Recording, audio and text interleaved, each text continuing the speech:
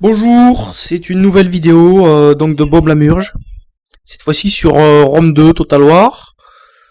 Donc là, j'ai décidé de reconstituer une bataille en fait rappelant celle de 300, c'est-à-dire la résistance spartiate dans le défilé des Thermopyles contre une armée supérieure en nombre perse. Donc j'ai préenregistré cette bataille.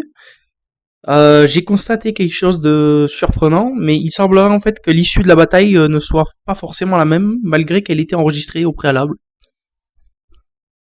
Alors j'attends de voir ça avec vous, en fait, pour voir si l'issue sera encore la même. Je ne sais pas si ça se terminera donc sur une défaite ou une victoire. Là j'ai une charge d'éléphant.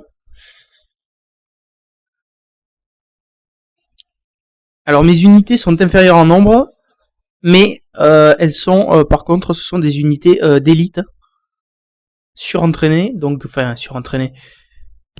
Disons que elles sont du grade maximum, deux sont du grade maximum et une autre d'un beau grade quand même. Alors que les autres, les ennemis sont des novices, mais ont l'avantage du nombre. Et des unités assez intéressantes, comme des éléphants par exemple.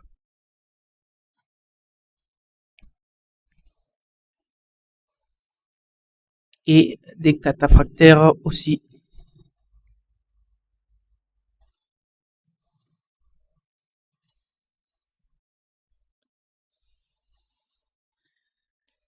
Euh, donc bon, pas beaucoup de nouveautés, à part pour le graphisme et puis par rapport aux autres Total War.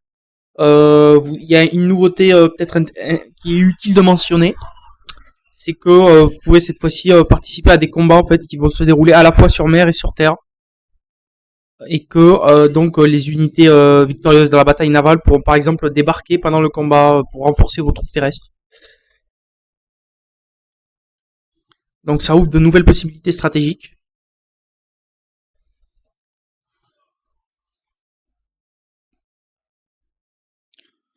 Ensuite, l'IA est plus maligne, me semble beaucoup plus intelligente que dans les précédents. C'est-à-dire qu'elle va utiliser des techniques plus complexes pour venir à bout de vos attaques.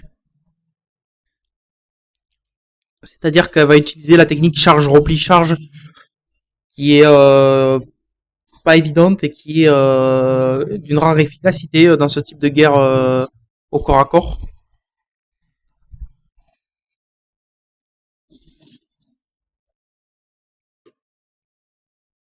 Ensuite, elle va avoir tendance à essayer de vous contourner.